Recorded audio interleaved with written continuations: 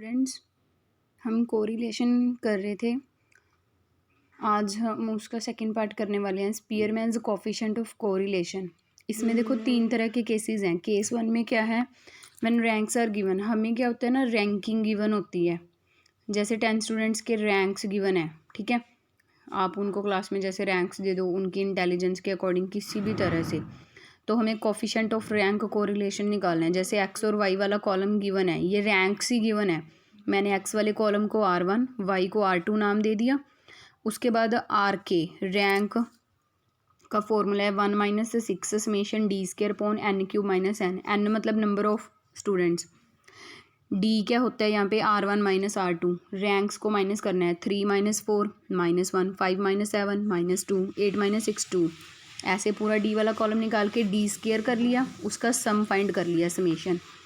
उसके बाद कुछ नहीं किया, सिंपली यहाँ पे वैल्यूज़ पुट की हैं। नंबर ऑफ स्टूडेंट्स 10 है तो N 10 आ गया। सॉल्वेशन किया हुआ है तो रैंक आ गया आपका, रैंक मतलब कोफिशिएंट ऑफ रैंक कोरिलेशन 0.758। काफ़ी सिंपल है ये। सेकंड केस क्या है, when ranks are not given. आपको रैंक्स नहीं गिवन, मार्क्स गिवन है। फॉर एग्जांपल एक्स और वाई, एक्स कॉलम में मार्क्स गिवन है, वाई में हम रैंक खुद देंगे। देखो रैंक देने के 2 मेथड्स हैं, या तो आप असेंडिंग ऑर्डर में दे दो या डिसेंडिंग में। मतलब मैंने डिसेंडिंग में दिए हैं, जिसके सबसे ज़्यादा मार्क्स हैं उसको रैंक 1 दे दिया। जैसे 78 को 1, उसके बाद 70 मार्क्स वाले को सेकंड रैंक, ऐसे ही दे दिए। ऐसे ही वाई वाले कॉलम को फिर D निकाल दिया। सेम वे में R1 - R2, 1 - 5 - 4, 7 - 2 5, 3 - 1 2। उसके बाद D² कर दिया, नीचे फॉर्मूला रिटन है।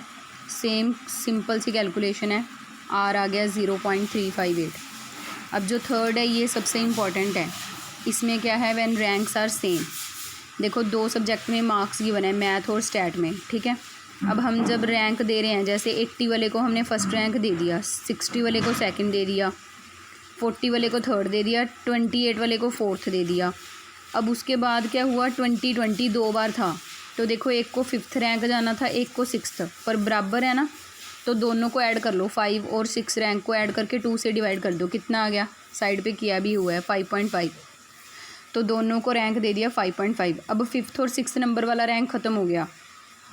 उसके बाद 15 मार्क्स वाले को 7th रैंक दे दिया, 12 मार्क्स वाले को 8th रैंक दे दिया। अब देखो ये 2 बार रिपीट हुआ है ना, 5.5 5.5, तो ये M1 हो गया हमारा 2।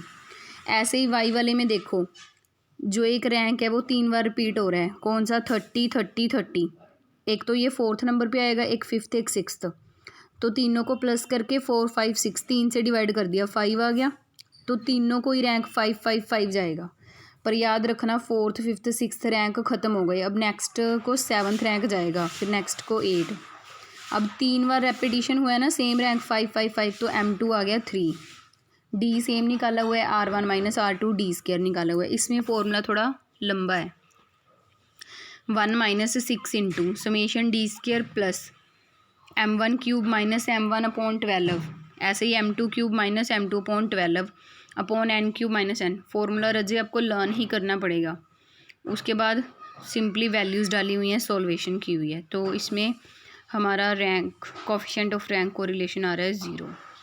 दोबारा सुन लो, 2 नंबर्स सेम थे, एक 4th रैंक बनना था, एक 5th, या 5th बनना था 6th, तो 5 + 6/2 करके दोनों का रैंक 5.5 5.5 गया, ठीक है।